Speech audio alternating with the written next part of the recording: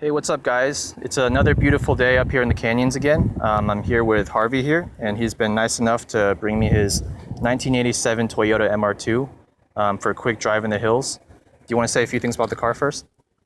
I bought it about 5 years ago, and I put 30,000 miles on it, and it's been operating almost flawlessly. Right off the bat, I noticed it didn't have quite as much power as the 240Z. Right, with a 4-cylinder instead of a 6-cylinder, right? Yeah, but I liked it.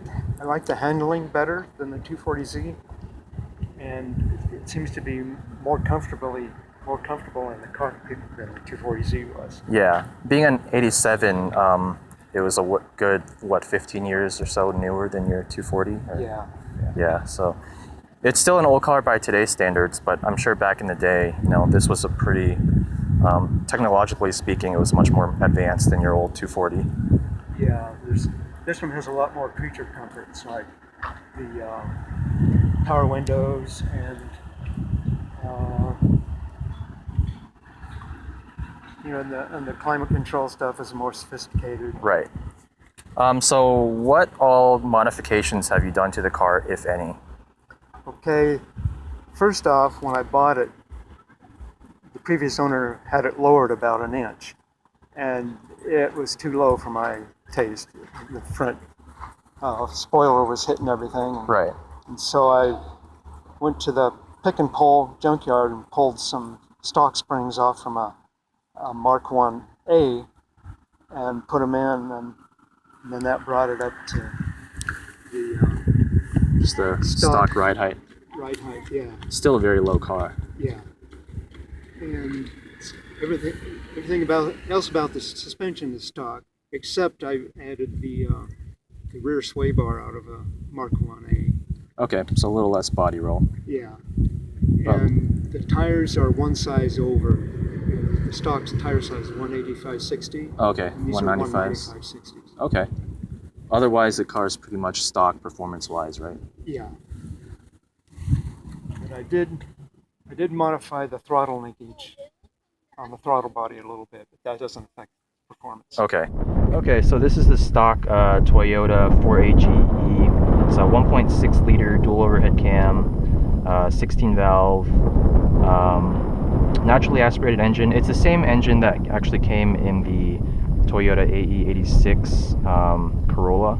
Produces 112 horsepower at around 6,600 RPMs and I think around 97 foot-pounds of torque. And it does have Toyota's TVIS technology, right? Yeah. And that kicks in at what RPMs About again? 4,000. About 4,000. So there is a little bit of increase in power at around 4,000 RPMs. But otherwise, yeah, the car looks very clean. You've definitely taken good care of it. So let's take it for a test drive and see how it does. All right, so first things off, the driving position is awesome. It feels kind of like a small, shorter, and less wide NSX in the sense that you're sitting really low in the seat. All the driver controls fall to hand really nicely. And the front, since there's no engine up there, obviously, it slopes down really far. So it's actually, in my driving position, I can't even see the front hood because it slopes down so much. Great 360-degree visibility despite being mid-engine. The driver controls are also very excellent. The steering is actually a manual rack, but the first time I got in it, even in the parking lot, it's extremely light. So I thought it was a hydraulically assisted rack until I asked Harvey, and he told me it's manual. So it's much very than my NSX steering rack, but it still does provide plenty of feedback in the corners. And also the shifter is very light, just like the steering. And it feels a lot like the AE86 Corolla shifter. And I know, Harvey, you said this is not the stock transmission that came with the car, correct? Yeah. So this is which one again? The C. Well, it's the same. It's exactly the same transmission, only it's got a higher ratio final drive. Oh, okay, just a different final drive. Yeah, it's out of a 86 Corolla with a 7AF8 engine. Got it. So you just get longer gears throughout, so it's better for freeway driving. Yeah. and the transmission are the same ratio. It's just that the final drive. Got it. Okay. And the pedals, obviously, you know, typical Toyota pedals. They're placed perfectly for heel and toe. Throttle response is excellent. This does have a direct throttle cable linkage. Clutch is very light with a short throw. Engages very smoothly. Although I think this clutch is starting to show its age just a little bit. When I get into first, it does slip just a tiny bit, not significant though. The brake pedal has a solid feel to it, but it doesn't stop the car all that quickly. And since this car is on stock brakes, stock rotors, stock calipers, pads, everything, it definitely feels like a 20, 25, 30-year-old car with its braking performance. But otherwise, the driving position's great. I absolutely love these seats because they've got the adjustable side bolsters, just like the AE86, so you can make it fit to your torso width perfectly, and it actually holds me in place very well in the corners. And just driving around at normal speeds, the car is very quiet with a stock exhaust and stock intake and everything. It's very easy and light to drive. I was expecting it to be a little bit more involved in terms of the suspension, the steering weight and everything, but it's actually extremely easy to drive, and I think this would not be too bad of a daily driver. And of course, the whole idea behind the MR2 name is, well, first of all, it's an acronym that stands for Midship Runabout Two-Seater, if I'm not mistaken. Yeah, that's my impression too. Okay, so it is, midship obviously means the engine's right behind you in the middle of the car. I used to think the R meant rear-wheel drive, but it actually just means runabout, which I guess just means like a two-door mid-engine car type of layout. Yeah. And then the two just means it's a two-seater. Yeah. And so this was one of the very first cars that any Japanese manufacturer had released that featured the MR layout, especially and compared to other cars on the market that had the MR layout, this was obviously one of the cheapest ones you could buy at. I think the MSRP in 1985 or so was right around $11,000 for a base model. Even if you figure inflation, it's still a very cheap car by today's standards. And you can actually grab one of these today for around $5,000 depending on the condition. Probably $5,000 would be really good condition, as I almost run over these turkeys here. And so the main two cars I want to compare this to today are the AE86 Corolla with the 20-valve blacktop engine swap, as well as the first generation Mazda Miata. They all share a similar ethos of lightweight, low power, rear wheel drive, manual transmission, fun cars from the 80s and 90s era. And so I want to evaluate this car against those in terms of handling and performance. So as I mentioned earlier, the 4AGE 16-valve motor in this car produces about 112 horsepower and just under 100 foot-pounds of torque. And this car weighs a little under 2,400 pounds. So even with such light weight, it still doesn't have a very good power-to-weight ratio. And I think the 0 to 60 time is advertised around low to mid 8-second range, and the quarter mile is probably in the mid 16-second range. So it's still, despite its light weight, it's still not a quick car by any means on the straightaways. But in a moment here, let's do a quick run and see how it does in the corners. Alright, so let's do a quick little run here and see how it does. Lugs a little bit.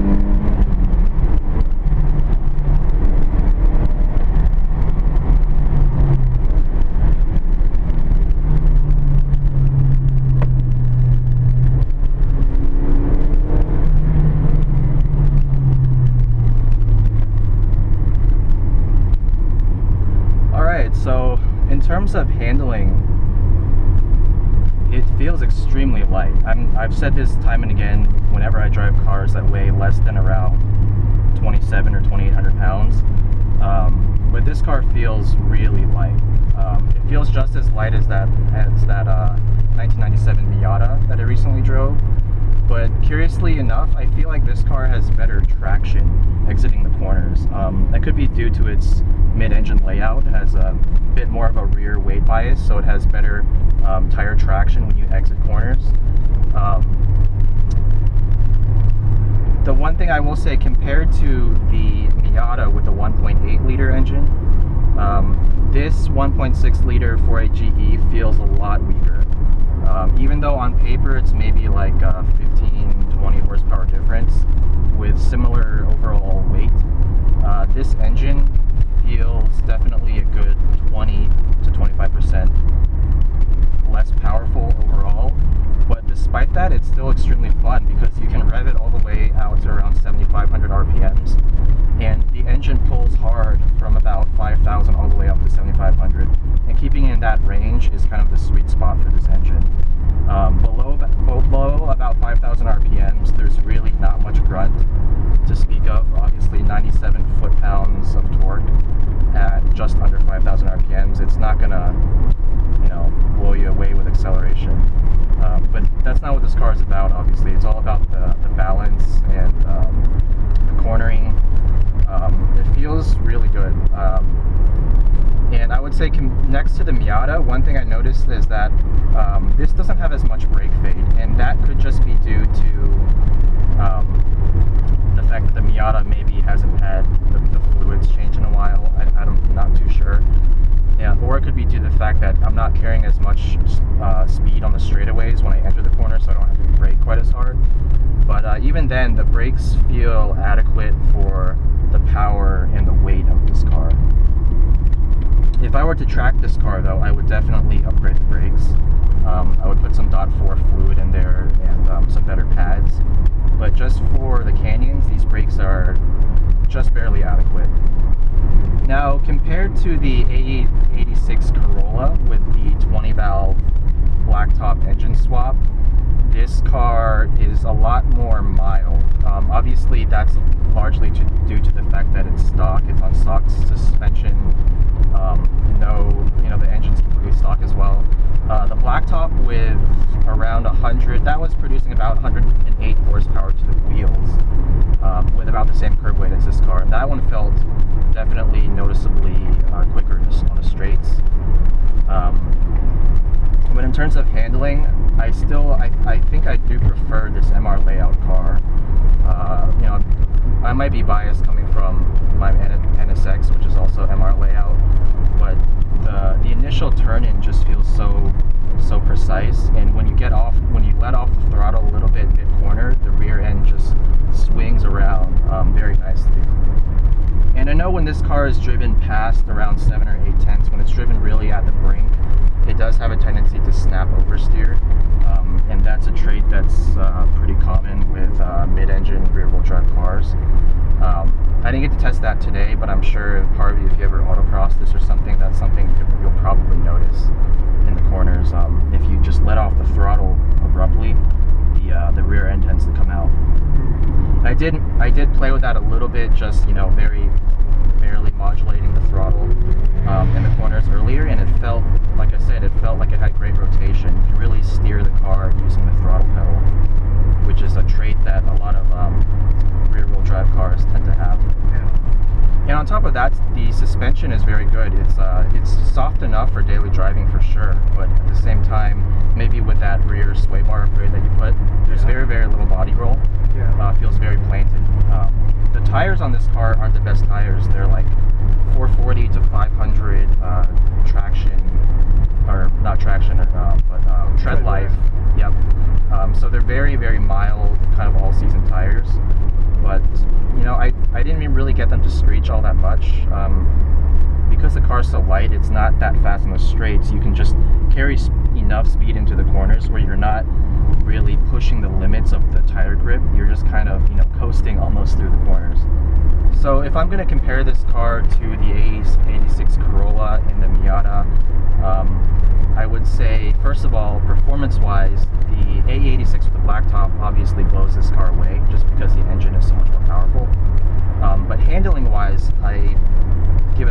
edge to this car. The MR layout really helps with traction. Versus the Miata, it's a little more interesting because I think the Miata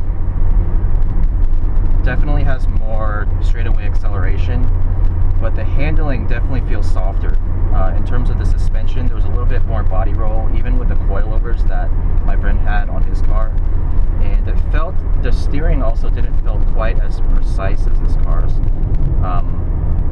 You know, as Chris Harris has mentioned before, if anyone follows him, he said that the Miata it's good when you're driving at 6 or 7 tenths, but when you really push it, it does feel a bit soft and sloppy. And while I didn't think it was really all that bad, I definitely gave the edge to the MR2. But as an ownership experience, that's where it gets more interesting, I think, because these cars aren't quite as easy to find as the Miatas, especially with decent mileage and in good condition. And so you really have to be you have to put a little bit more diligence into looking for one of these cars if you're considering one. I mean, this car has 173,000 miles. It's all original motor and everything. But Harvey, you haven't really had any reliability issues with it, right? No, none. Other than it burning a little bit of oil, which is to be expected for, you know, an old car. Yeah. It's been pretty rock solid. But even then, I would say it's probably easier to do maintenance on a Miata. With the mid-engine layout of this car, it's definitely harder to reach certain components like the timing belt, water pump, for example. Yeah. So whether you're doing it yourself or you're just taking it to like a dealership or something, I definitely would factor that into the cost and the time that you have to allocate for this car being in the shop sometimes. In terms of how easy it is to find parts, I'm sure it's still pretty easy to find parts for this since it's a Toyota, right? I haven't had any trouble getting parts. Okay. So overall, I haven't needed it. yeah, definitely. So overall, you know, it's a reliable car, but at the same time, if you want to be able to do a lot of the work yourself and you're not really a super well-trained mechanic, then it's definitely easier to do work on a Miata. But in bang for buck, I think the Miata would give you more performance as well. But I think if you're looking for that razor sharp MR handling, and even like the really cool retro 80s styling of this car, it's a solid choice. And I think stock versus stock, I would take one of these over an AE86 Corolla. I've driven a 86 with a stock engine, the same engine this car has, and that car, while it was still fun, it just felt softer in every way. The handling wasn't as sharp, the turn-in wasn't as crisp. It definitely had a lot more body roll. The ride height's bigger. I think probably the suspension is softer as well. So overall, it felt more of an economy car, whereas this one is obviously designed with, you know, as a sports car from the ground up. So overall, I would say if you're looking for a razor sharp handling mid-engine car for $5,000, there's not really a whole lot of other options than the MR2. Obviously, there's the Mark II MR2 and the Mark III MR2, which I'm planning to review soon, hopefully. So I'll give you guys an impression on how those cars compare to this one. But if you want, you know, if you want a car that's even more fun to drive than a stock Miata and has more character to it, this car is great. Alright, so yeah, thanks again, Harvey, for letting me drive your MR2. It was a great experience. I really like the car. So far, I think out of all the cars that weigh under 2,400 pounds, this might be my favorite handling-wise. Not performance-wise, but just in terms of pure handling. Yeah. It's just a joy to drive. Yeah. So thanks, guys, for watching.